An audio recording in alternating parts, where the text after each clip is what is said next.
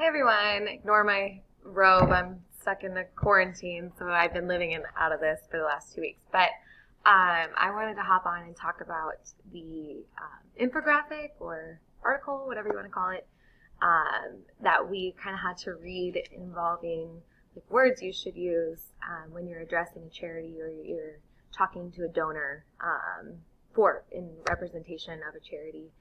And I kept going back to thinking that it was kind of perfect for the season we're in, the season of giving, the season of holidays.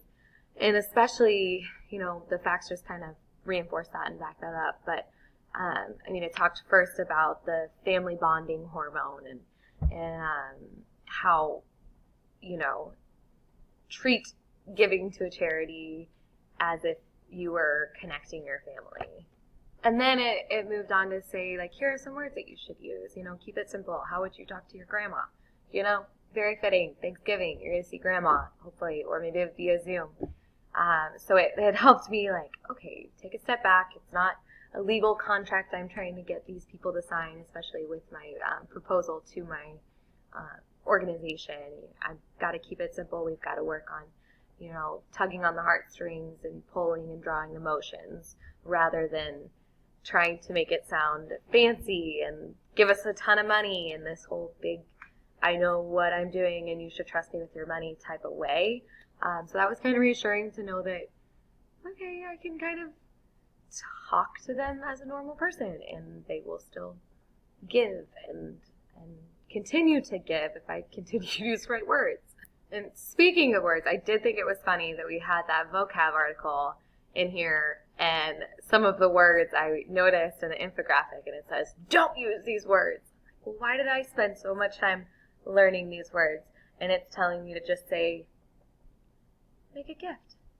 That's it. So I thought that was funny, ironic, but it's okay. I'll trust it. I'll trust you. I'll trust the process of this infographic.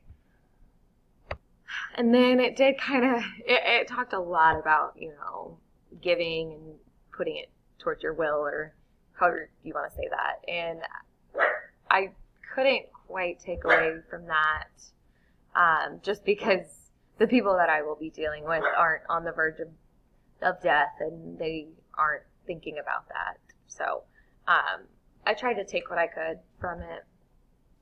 And then we got to the honor the memory of a loved one.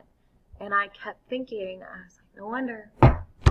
Every time I go to a restaurant, I go to a grocery store, there's always those little apples, little hearts, little pieces of paper, and it says, write a note to a loved one and give us money for it. And I always am a sucker for it. Like, I'm like, great.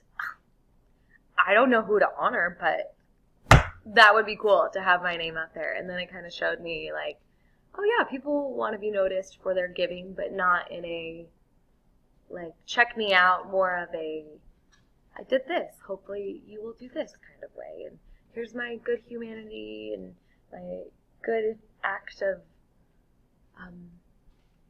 greatness to the world. Why don't you join me? So I thought that was interesting why people did that, and I think they did a good job pointing it out. So I really liked how this article was set up. I even liked, the colors from more of a graphic arts mindset of things. Like, I thought it was laid out very nicely and a very easy, quick read. So it was a good article.